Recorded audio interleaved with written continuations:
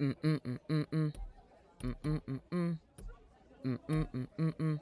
Mm-mm-mm-mm. David hummed his favorite tune, still buzzing from his hit cooking segment on the Terry V show. The fame, the money, the new house, it was all there. Yet something was missing. All his success felt hollow without a partner to share it with, leaving him open to a very specific kind of connection. He was sketching menu items at a quiet Starbucks when a voice, like rich velvet, cut through the coffee shop chatter. "Aren't you David, the chef from Terry V?" David looked up to see Symone, a striking woman with elegant braids and sharp, assessing eyes. She had done her research, seeing a rising star who was community focused and, crucially, single. David would be the perfect accessory to elevate her social standing and provide a valuable quote unquote genuine veneer for her path to partnership at her law firm. Their early dates were a whirlwind of grand gestures. She hung on his every word, praised his cooking, and spoke of their future with a confidence that David found exciting. He was swept up, blind to the subtle shifts. The first red flag was at a high end restaurant. Symone imperiously snapped at the waiter over a minor delay. David, who always sought harmony, felt a flicker of discomfort, but quickly rationalized it away. "She's just stressed from work, yeah. That's it. I'm pretty sure she's just stressed," he would say to himself. The subtle cruelty increased, with backhanded compliments chipping away at his confidence. "That's a bold choice of tie, David. Uh, it certainly stands out." The most insidious shift was the attention itself. Symone slowly began to withdraw.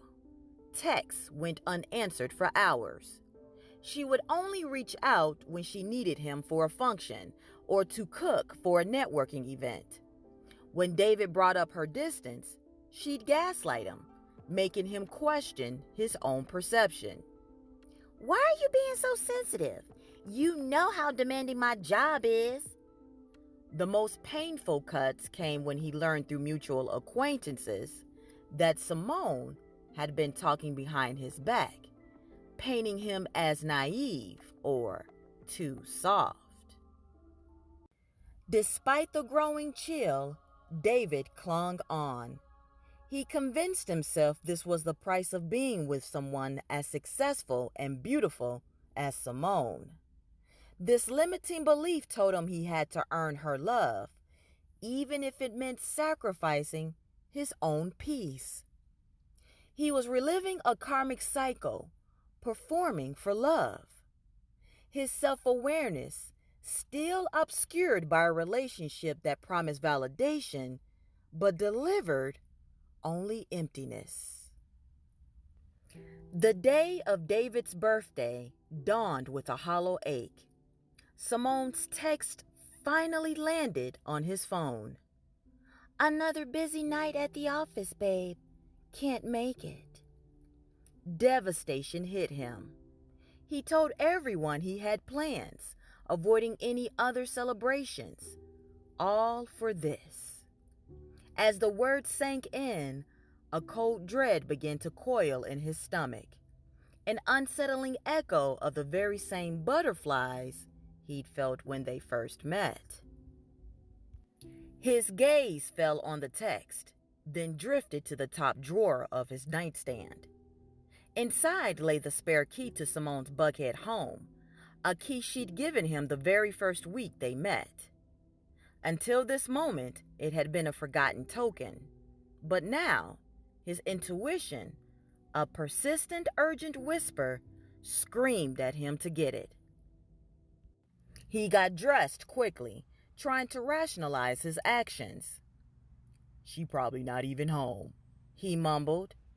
"Or it's a surprise party. She's lured me there, I know it. I know it, she just lured me there. He clung to the thought, a desperate lifeline against the surge of nausea that hit him as he pulled onto the highway. As he approached her Buckhead mansion, his stomach churned violently. No balloons, no stream of cars, just two vehicles in the driveway. Symone's sleek red Mercedes and a second car he instantly recognized. It was Tyrone's, his agent. A sickening realization began to unfurl.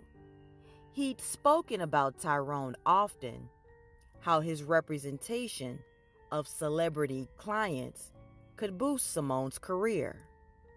Symone, who desired nothing more than to make herself look good in front of her bosses.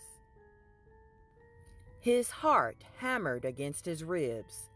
Those butterflies, now a frantic, terrifying swarm.